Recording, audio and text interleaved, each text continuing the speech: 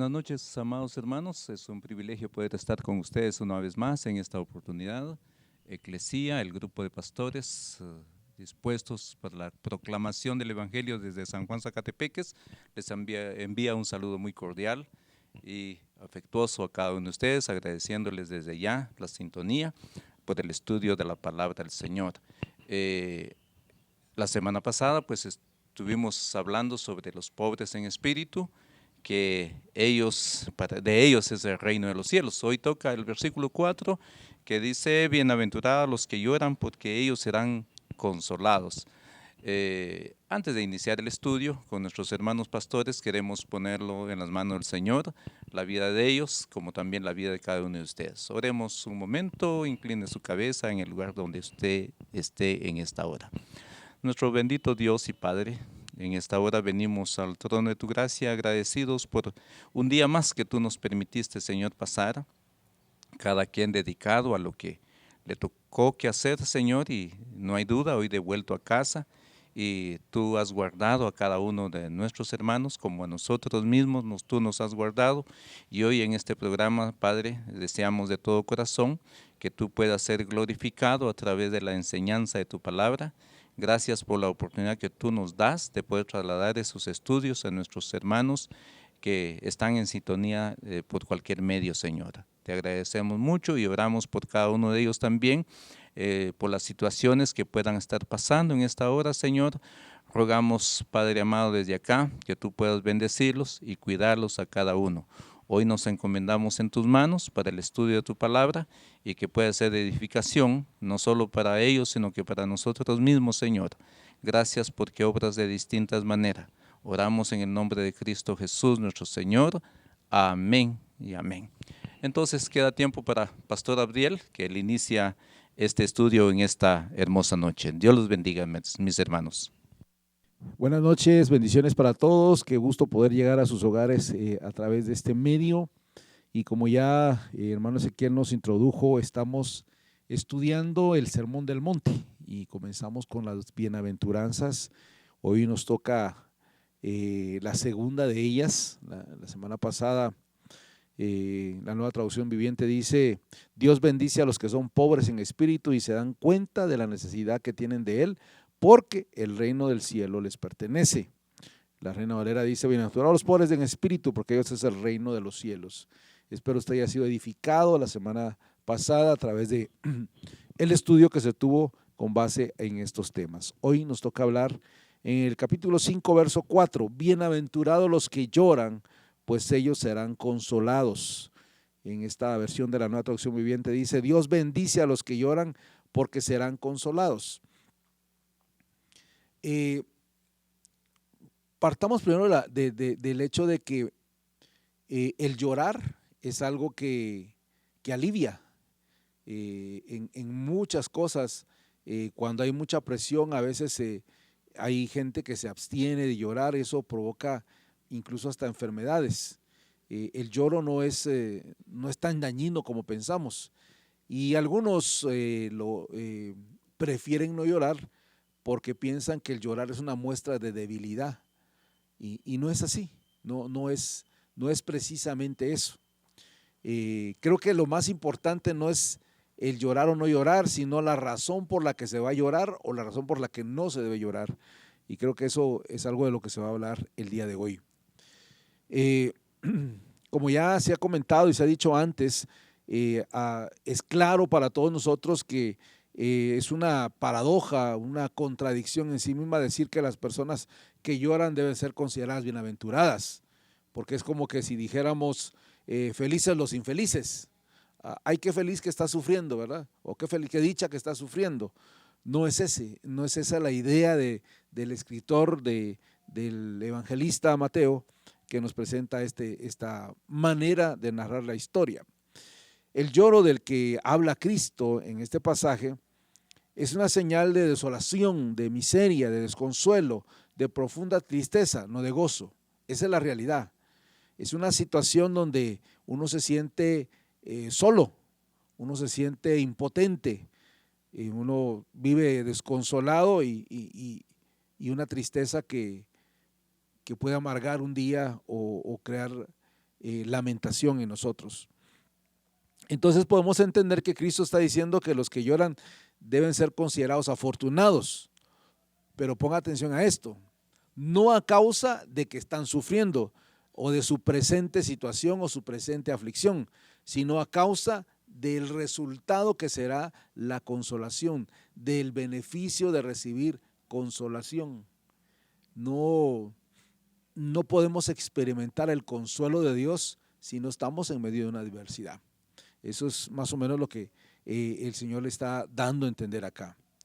Mucha gente hoy en día tiene que cargar con situaciones penosas que les causan mucha tristeza y dolor, mientras otros parecen que todo lo tienen fácil y van por la vida divirtiéndose, riéndose, disfrutando, y a veces uno lo ve, y mayormente como cristianos a veces algunos tienden a ver al mundano, por decirlo así, al pecador que vive haciendo cosas, que la pasa bien, que está como disfrutando, y uno dice, ¿y por qué yo no puedo hacerlo? O a veces se llega como a lamentar eso.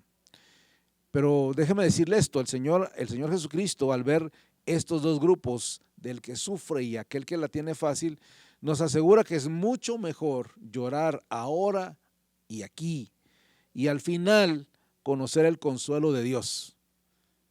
Al final, en esta misma vida, recibir el consuelo de Dios, que a vivir riendo una vida que solo conduce a una eternidad de lloro y crujir de dientes. ¿Qué va a pasar después? Dos cosas me interesa que usted no pierda de esta explicación que le estoy dando. Uno, la consolación que está hablando Mateo es en esta tierra, es acá. Eso, uno va a recibir el consuelo de Dios acá, eso es lo que está diciendo.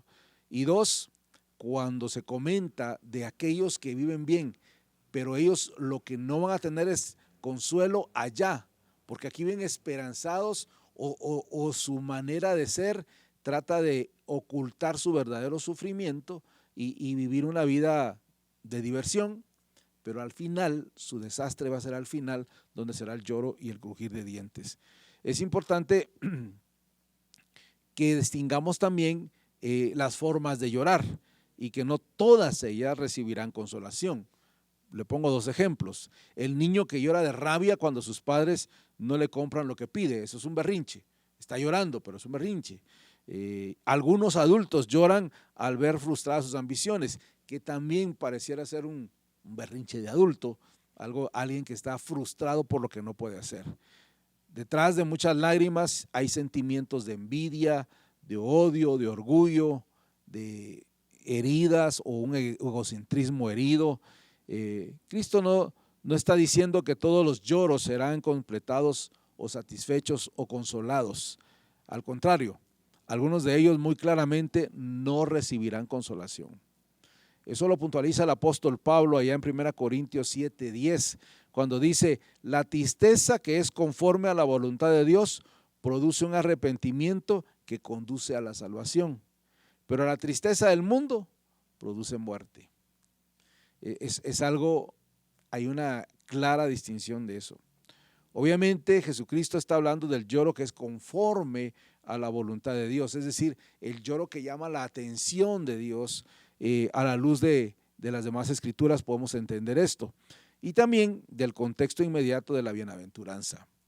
Podemos suponer que está pensando que en el lloro que brota de una persona pobre en espíritu, o por decirlo lo mismo en palabras proféticas de un conocido texto mesiánico, el lloro de los afligidos de Sión. Dice allá, por ejemplo, en Isaías 61:3, dice la versión de la Reina Valera, Isaías 61:3, dice, para cambiar su derrota en victoria y su tristeza en canto de alabanza, entonces los llamarán robles victoriosos, plantados por Dios para manifestar su poder. Déjeme ver. Y dice también en la Nueva Traducción Viviente, a todos los que se lamentan en Israel les dará una corona de belleza en lugar de ceniza, una gozosa bendición en lugar de luto, una festiva alabanza en lugar de desesperación. Ellos en su justicia serán como grandes robles que el Señor ha plantado para su gloria. Ese es el lloro, es el lamento, cuando alguien está en una situación de impotencia, de soledad, de desamparo, y esa persona que lamenta, ese lloro y ese lamento, en su momento recibirá consolación. Pero vamos a aprender más acerca de las personas que lloran por muchas razones y qué es lo que la Biblia dice al respecto. Para eso continúa con nosotros nuestro hermano José Batz. Dios les bendiga. Buenas noches y seguimos siempre con este mensaje del libro de Mateo. Y cuando hablamos del llorar, podemos ver muchas veces el lloro, que muchas veces lo mezclamos en algo que muchas veces uno tiene errores y también no reconoce que su condición de vida. Pero el lloro que el Señor nos habla es un lloro espiritual. Por eso es que la palabra, la pobreza en espíritu se manifiesta de una sincera humillación delante de Dios y en la aceptación del diagnóstico divino en la condición humana. Pero cuando nos damos cuenta de la gravedad de nuestra situación y de nuestra culpabilidad ante Dios, esto provoca en nosotros el lloro, sino el llanto de amargas lágrimas manifestadas externamente, al menos si la angustia interior de un corazón abatido por la vergüenza o por la conciencia de haber ofendido al Creador, agraviado al prójimo y estropeado la vida hermosa que Dios le había dado. La persona cuya pobreza de espíritu le lleva a aceptar el diagnóstico de Dios en cuanto a su vida. No puede menos que deplorar su pecado, lamentar su miseria moral y llorar el daño de su pecado ha causado la primera bienaventuranza, conduce necesariamente a la segunda. En otras palabras, el camino del discipulado comienza cuando la proclamación del Evangelio vence nuestra soberbia. Por eso es que qué importante cuando nosotros nos vamos a dar cuenta de lo que Jesús está hablando cuando está hablando de la pobreza espiritual. Es cuando nosotros vamos a empezar a poner la mente en el Señor y vamos a empezar a dejar cómo Dios nos está hablando de una manera no literal sino que espiritual, cuando Él habla acerca de acerca de las bienaventuranzas, cuando Él dice bienaventurados los pobres y un montón son como 7 bienaventuranzas que miramos en la palabra y cada uno tiene un significado. Por eso es que cuando nosotros vamos a entender esto, por eso Él dice que, en otras palabras, el camino del discipulado comienza cuando la proclamación del Evangelio vence nuestra soberbia humana y nos revela lo que somos, pecadores, culpables y merecedores del juicio de Dios. Pero esta revelación no puede dejar de producir llanto en el corazón, contrito y humillado. El llanto del cual Jesús está hablando es el del publicano. Y es ahí donde nosotros nos podemos dar cuenta de que necesitamos nosotros ese discipulado que Dios haga en nosotros, que Dios hace en nosotros, para darnos cuenta dónde estamos nosotros fallando. Porque el llanto del cual Jesús está hablando es el del publicano, cuando dijo él, Dios ten misericordia de mí. Pero el cobrador de impuestos se quedó a la distancia y ni siquiera se atrevía a levantar la mirada al cielo mientras oraba. En cambio, golpeó su pecho en señal de dolor mientras decía, oh Dios, ten compasión de mí porque soy pecador.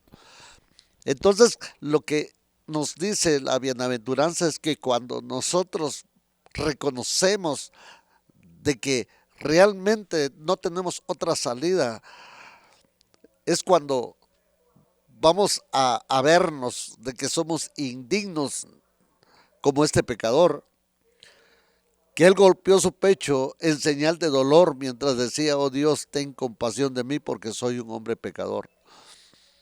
O el hijo pródigo, cuando volvió en sí y determinó decir al padre: pecado. Y por eso dice: volveré a la casa de mi padre y le diré: Padre, he pecado contra el cielo y contra ti. Es el llanto de arrepentimiento. Este recibirá un fuerte consuelo, la justificación del publicano, o en el caso del hijo pródigo, los brazos abiertos del padre, la bienvenida a la casa con la dignidad de hijo amado y la fiesta de retorno y la reconciliación. Entonces, cuando nosotros vamos a reconocer nuestro verdadero error, reconocemos que nosotros no podemos por sí mismos y pensamos muchas veces de que somos indignos, pero Dios en su misericordia siempre está esperando de nosotros que nosotros reconozcamos, porque Él como Padre nunca nos va a cerrar las puertas. Aún hay un texto en la palabra cuando dice que los brazos de Jehová están abiertos. El Señor nos está llamando a un verdadero arrepentimiento. Entonces nuestro lloro tiene que ser a través de una ministración por el poder de la palabra, cuando Dios obra de una manera especial en el Hijo de Dios. Empezamos a ver nuestra condición de que de veras nosotros pecamos a cada instante. Por eso dice: pero el lloro del verdadero discípulo no se agota con el arrepentimiento, porque esto trae un arrepentimiento. Si este hombre no hubiera visto su condición de pecado como el hijo pródigo, él tuvo que pasar por una experiencia difícil. Él no lo miraba de esa forma. Él pensaba que cuando estaba con el Padre todo era y le iba a ir bien, pero cuando él vio que sin Dios no era nada, entonces él que dijo: volveré a la casa de mi padre y le diré: Padre, he pecado contra ti y contra el cielo. Entonces, en la mentalidad de él dijo: posiblemente yo ya no valgo nada, voy a regresar. Y aún dice ahí: y le diré a mi padre que me tome como uno de sus jornaleros. Pero el amor del Padre no es así. Por eso dice en el libro de Juan 3:16: porque de tal manera amó Dios al mundo, que dio a su Hijo unigénito, para que todo aquel que en él crea no se pierda, mas tenga vida eterna. Pero el lloro del verdadero discípulo no se agota con el arrepentimiento. El que ha sido recibido como hijo por Dios empieza a tener la mente de su Padre y por lo tanto a sentir los mismos sentimientos que el Padre siente. Qué importante cuando nosotros vamos a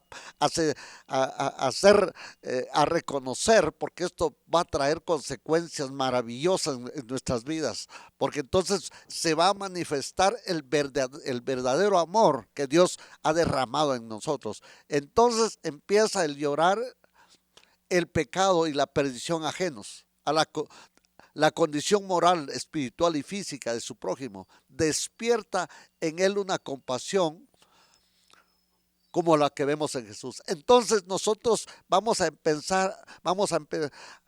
comenzar a empezar ya no en nosotros mismos, porque hemos visto el amor de Dios en nosotros, que Dios sí nos perdonó, que Dios aún tiene misericordia de nosotros y que Dios nos sigue perdonando. Entonces nosotros ya vamos a empezar a pensar ya no tanto en nosotros, sino que vamos a empezar ya como pensó Jesús. Ya nuestra mirada ya no va a estar tanto en nosotros, sino que vamos a estar, ya va a despertar una pasión dentro de nosotros y vamos a empezar por los que están afuera. Los estragos que el pecado humano han obrado en la creación de Dios le causan una gran tristeza, el sufrimiento, y la gente le conmueve profundamente. No puede leer las noticias o la prensa o verlas en televisión sin sufrir el sobresalto de quien ama el mundo y lamenta su terrible condición, quien se ha quebrantado ante Dios en fe y arrepentimiento y ha sido inundado por el Espíritu de Dios y conoce el derramamiento del amor de Dios en su corazón. Oiga lo que dice Romanos 5:5: y la esperanza no quedará confundida, pues el amor de Dios se ha derramado en nuestros corazones por virtud del Espíritu Santo que nos ha dado, que nos ha sido dada. Qué importante ver esto, porque el amor de Dios ha sido derramado en nosotros y es una profecía que dice el libro de Isaías: porque yo derramaré aguas sobre el suelo sediento y arroyos y sobre la tierra seca, y infundiré mi espíritu sobre tu simiente y mi bendición sobre tus retoños. Nosotros muchas veces no lo habíamos experimentado de esa forma, pero cuando la palabra del Señor, cuando empezamos a verlo del lado espiritual, Dios, el deseo de Dios, que nosotros reconozcamos nuestros errores y que también, hermano, podamos nosotros entender a aquellos que están allá afuera, y que el amor de Dios, como se derramó en nosotros, también nosotros pensemos, porque ese amor ha sido derramado en nosotros. Por eso dice Efesios capítulo 3, verso 18, así ustedes podrán comprender junto con todos los que formaron el pueblo de Dios el amor de Cristo en toda su plenitud. Le pido a Dios que ustedes puedan conocer ese amor que es más grande de lo que podemos entender, para que reciban todo lo que Dios tiene para darles. ¿Por qué muchas veces nosotros no tenemos pasión por esas almas que están allá afuera? Porque no hemos entendido de lo que su palabra dice. Entonces dice: por lo cual no puede contemplar ya el mundo con frías indiferencias. El Espíritu de Dios le ha sensibilizado. Ahora palabras como simpatía y compasión adquieren un nuevo significado. Ya no recibe un perverso placer morboso al ver el sufrimiento ajeno, sino que lo llora. Y eso es lo que tenemos que tener nosotros como hijos, de tener esa pasión, así como el Señor nos contempla, el Señor nos habla con esas palabras.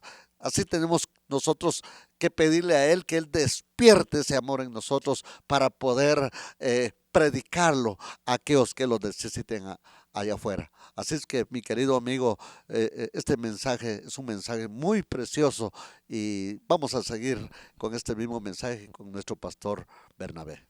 Amén. Le damos la gloria y la honra a nuestro Padre, que nos sigue enseñando por medio de estos estudios, por medio de esta bienaventuranza, y dándole continuidad a este aspecto de ser sensibles, de tener simpatía o de demostrar esa compasión.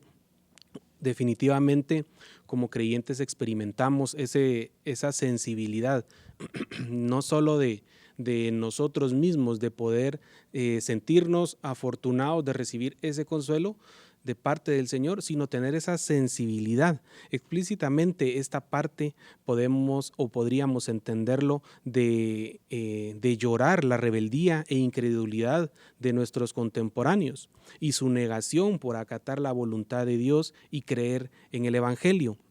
Aquí podemos destacar por lo menos el lloro en unas dos razones, ¿verdad? Por lo que significa para el propio incrédulo su confirmación en los terribles caminos de la perdición, y por el otro aspecto lo que significa para Dios un atentado contra sus derechos soberanos y contra su generosidad de su amor y el desprestigio de su honor. Es decir, ve cómo Dios extiende su mano amorosa a un pueblo rebelde y contradictor. Y eso nosotros lo podemos encontrar históricamente, las escrituras no lo relatan, no lo enseñan, ¿verdad? Tenemos el gran ejemplo que encontramos en la Biblia, cómo Dios se acercaba a su pueblo y tenía una respuesta que no era la correcta. Lo encontramos en Romanos 10:21, dice: pero en cuanto a Israel, dice, todo el día he extendido mis manos a un pueblo desobediente y rebelde. Encontramos otra cita que nos aclara este aspecto, que es Isaías 65:2. Dice: extendí mis manos todo el día hacia un pueblo rebelde que anda por el camino que no es bueno, en pos de sus pensamientos. Y podemos ver cómo nos relata la Escritura de la reacción, de cómo el pueblo respondía con soberbia y autosuficiencia. Y definitivamente esto para nuestro Señor y Salvador no es algo que le agrade, ¿verdad? Al contrario, provoca deshonra y desprecio. Y es precisamente lo que seguimos viviendo hoy en nuestros tiempos. Como humanos estamos expuestos a esto, a llegar a un punto de autosuficiencia, de llegar a un punto de no tener esa compasión y sensibilidad a un Dios que ha estado con nosotros constantemente. Además de lamentar profundamente su propia condición y la de su prójimo, su lloro se centra en Dios. Llora cuando el amor de Dios es rechazado, llora cuando el nombre de Dios es blasfemado, llora a causa de la impiedad de la gente, y como el salmista llora cuando la palabra de Dios es despreciada. Encontramos en Salmos 119, 136, dice: ríos de lágrimas vierten mis ojos, porque ellos no guardaron tu ley. ¿Cómo nos expresamos nosotros cuando vemos a alguien que está despreciando la palabra del Señor? ¿Cómo nos sentimos nosotros? Somos sensibles hacia las demás personas, hacia los demás hermanos en Cristo, y es ahí donde nosotros podemos demostrar esta bienaventuranza. También encontramos un claro ejemplo en Esdras capítulo 10, verso 6. Dice: después se levantó Esdras de delante de la casa de Dios y entró a la cámara de Johanán, hijo de Eliasib. Aunque entró allí, no comió pan ni bebió agua, porque hacía duelo a causa de la infidelidad de los desterrados. Es decir, que tanto nosotros podemos ser sensibles a esa necesidad en los demás. Si hay algo que toca nuestros corazones, si hay algo que nos hace a nosotros reaccionar, de sentir esa nostalgia del desprecio que vemos en los demás hacia el Señor, que vemos en los demás hacia la impiedad de la gente, ¿verdad? La impiedad de la gente para con Dios. Inevitablemente el discípulo fiel conocerá el llanto a causa de las diversas formas de oposición y persecución que su discipulado provocará en los incrédulos. Desde que el ser humano cayó en pecado, hemos visto cómo este sufrimiento ha llegado. Dice: el impío asedia al justo, lo encontramos en Habacuc 1:4. En el mundo tenéis aflicción, dijo el mismo Señor Jesucristo en Juan 16:33. Un siervo no es mayor que su Señor. Si me persiguieron a mí, también os perseguirán a vosotros. Juan 15:20. A lo cual Pablo añade en 2 de Timoteo 3:12. Todos los que quieren vivir piadosamente en Cristo Jesús serán perseguidos. Pero puesto que Jesús mismo dedicará otra bienaventuranza a este aspecto del llanto que estaremos analizando en los estudios posteriores, nos ayudará a comprender cómo todas las bienaventuranzas se entrelazan, y específicamente en este aspecto de que nosotros tenemos que tener esta conciencia de que por seguir al Señor vamos a tener esos padecimientos, vamos a tener esa sensibilidad para con los demás. En resumidas cuentas, parece evidente que por el contexto, esta referencia primaria de la bienaventuranza es a la persona que, habiendo sido quebrantada por la llamada de Dios a la conversión y al arrepentimiento, llora sus pecados y su miseria moral espiritual. Bienaventurados los pobres en espíritu. Pero, por segundo lugar, el lloro se hace extensivo a todo sentimiento de tristeza que refleja fielmente el corazón de Dios. Y hablando del corazón de Dios, antes de dejar esta frase, no nos olvidemos de que el Cristo que la pronunció fue varón de dolores, experimentado en aflicción, Isaías 53:3. Es decir, él pudo experimentar este aspecto que él estuvo narrando, que estuvo predicando, que estuvo enseñando. El que dijo: bienaventurados los que lloran, conoció él mismo las lágrimas, en la medida en que esta bienaventuranza sugiere que los que siguen a Jesús debemos prepararnos para conocer la aflicción, y recordemos que Él la conoció aún más. Definitivamente nuestro Señor Jesucristo, este aspecto que está describiendo, que está enseñando en esta palabra que hoy nosotros podemos tener, definitivamente la experimentó. Y nosotros como seguidores y como fieles creyentes vamos a experimentar Sí, y eso es lo que a nosotros nos hace tener esto presente, ¿verdad? Que el Señor no nos está pidiendo que nosotros experimentemos esto sin Él saber qué es lo que nos está enseñando. Este aspecto nos hace a nosotros poder permanecer y tener esa sensibilidad para con los demás y no únicamente limitar a esta bienaventuranza. Continuamos con el estudio con nuestro hermano. Amén.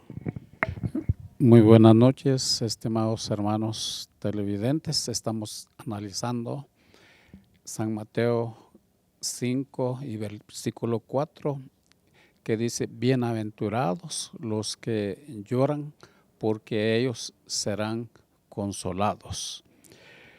Los que lloran así recibirán consolación de parte de Dios. En Apocalipsis 21:4, en su primera parte, dice: enjugará Dios toda lágrima de los ojos de ellos. En parte, esta promesa se cumple en la experiencia actual del discípulo, pues en Cristo conoce, después de la angustia del arrepentimiento, la sublime felicidad de ser aceptado por Dios, el conocimiento de la misericordia de Dios y su amplio perdón. Abandone, dice Isaías 55:7, abandone el impío su camino y el hombre inicuo sus pensamientos, y vuélvase al Señor, que tendrá de él compasión, al Dios nuestro, que será amplio en perdonar. También en Miqueas 7, 18 y 19 dice: ¿qué Dios como tú, que perdona la iniquidad, no persistirá en su ira para siempre, porque se complace en la misericordia? Volverá a compadecerse de nosotros, hollará nuestras iniquidades, si arrojarás a las profundidades del mar todos nuestros pecados. El gozo de la salvación es una experiencia actual, como lo es también la paz de Dios, que sobrepasa todo entendimiento, dice el apóstol Pablo en Filipenses 4:7. El discípulo disfruta cada día de la gracia del Señor Jesucristo, el amor de Dios y la comunión del Espíritu Santo, que encontramos en 2 de Corintios capítulo 13 y versículo 14. Por muchas que sean las aflicciones que tengan que soportar, sabe Dios que a su lado está para darle fuerza y paciencia. Esto de por sí es motivo de gran consuelo. Asimismo, muchas situaciones de dolor y aflicción llegan a su término aún dentro de esta vida. El Salmo 34, porque su ira es solo por un momento, pero su favor es por toda una vida. El llanto puede durar toda la noche, pero a la mañana vendrá el grito de alegría. Dice también el Salmo 34, versículos 18 al 19, cercano está el Señor a los quebrantados de corazón, y salva a los abatidos, a los pobres de espíritus. Muchos son las aflicciones del justo, pero de todas ellas lo libra el Señor. Y el Salmo 50:15, para todos los oyentes, todas las personas que aún no han recibido a Cristo, dice: invócame en el día de la angustia, yo te libraré y tú me honrarás, dice el Señor.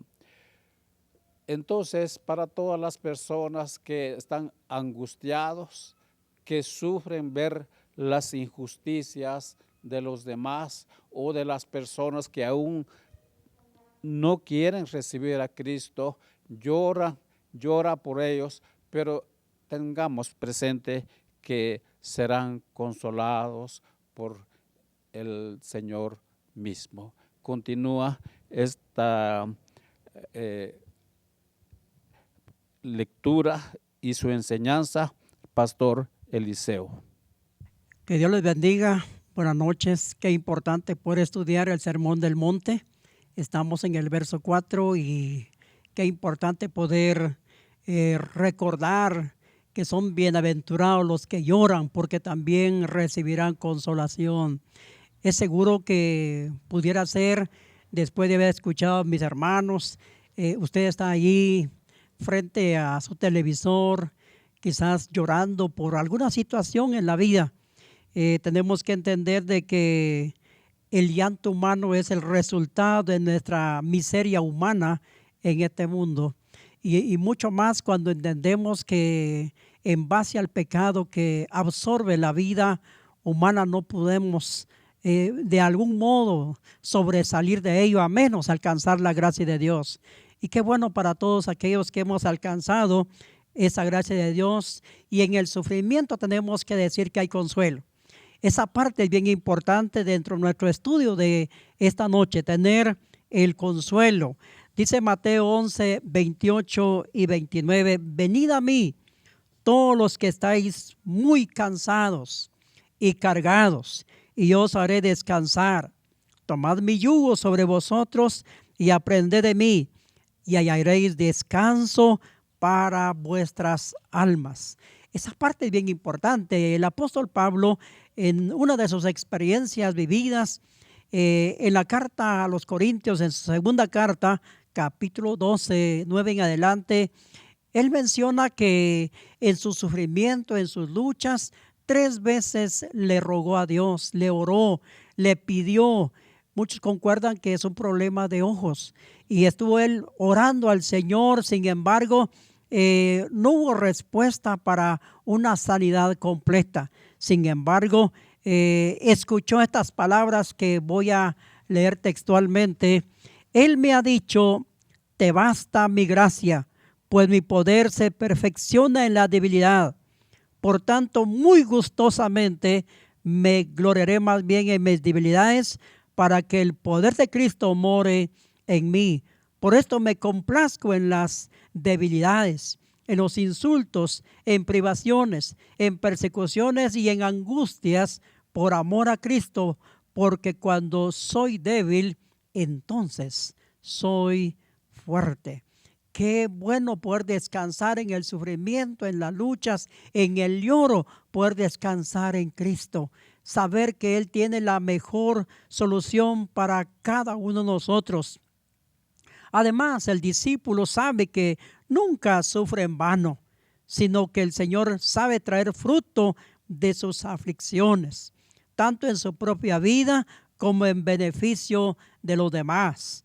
Porque cuando agrega aquí en esta porción que hemos visto, cuando soy débil, entonces soy fuerte, entonces podemos decir, lo cual también le proporciona consuelo.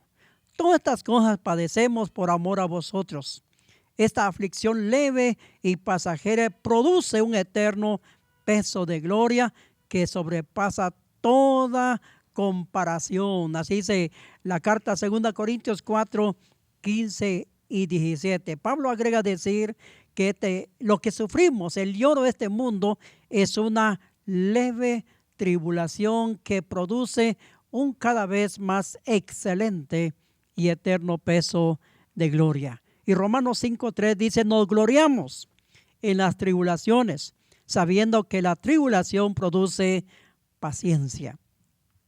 En todos estos sentidos, la consolación divina es la experiencia real y actual del discípulo. Por tanto, aquí y ahora puede exclamar con el apóstol Pablo, bendito sea el Dios y Padre nuestro Señor Jesucristo, Padre de misericordias y Dios de toda consolación, el cual nos consuela en todas nuestras tribulaciones, para que nosotros podamos consolar a los que están en cualquier aflicción con el consuelo que nosotros mismos somos consolados.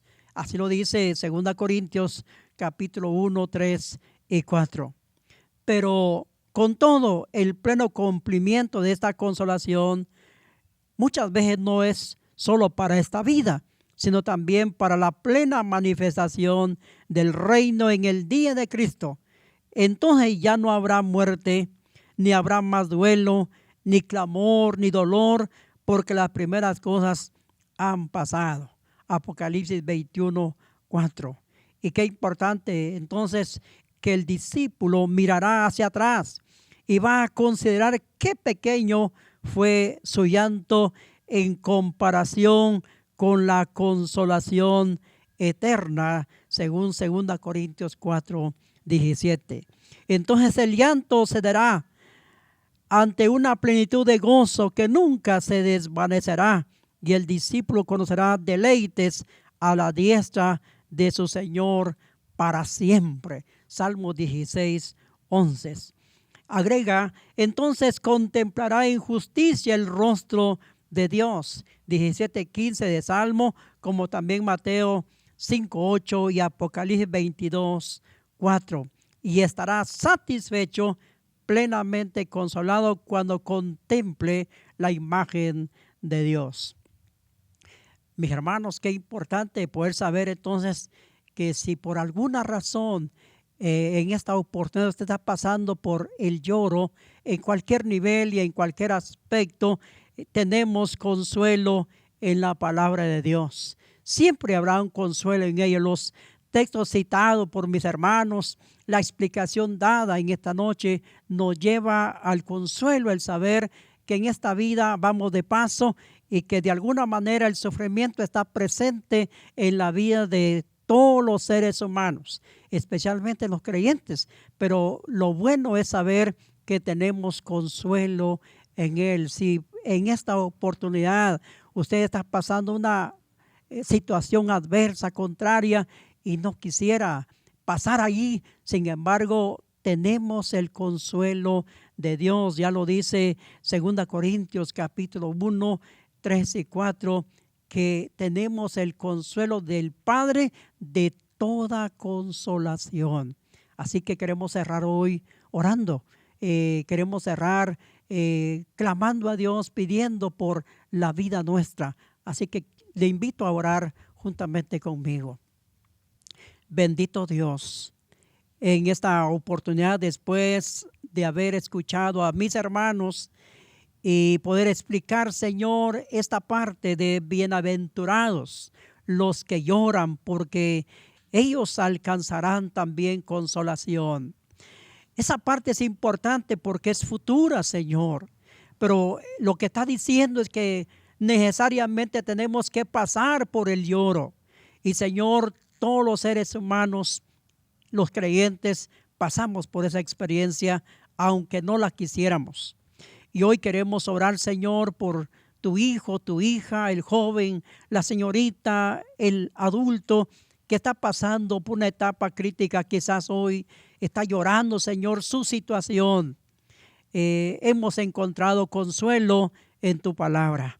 Gracias por mis hermanos que han tomado el tiempo de venir delante de ti para también explicar tu palabra ante una audiencia que seguramente todos estamos necesitados. Y hoy, mi Dios, gracias porque Mateo nos va a enseñar grandes cosas extraordinarias que quizás hemos vivido y no le hemos entendido, Señor. Pero gracias por esta noche en la cual llevamos tu palabra a tu pueblo. Y ahora, mi Dios, que la gracia y bendición tuya sea con todos nosotros. Nos ponemos en tus manos y oramos dándote gracias en Cristo Jesús, Señor nuestro. Amén y amén. Eclesía, Pastores Unidos de San Juan Zacatepeques, listos para proclamar el Evangelio. Les llevo a ustedes la bendición y deseamos que Dios bendiga a cada uno y esperamos volvernos a ver la próxima semana con el tema que a continuación viene. Dios les bendiga. Bendiciones a todos.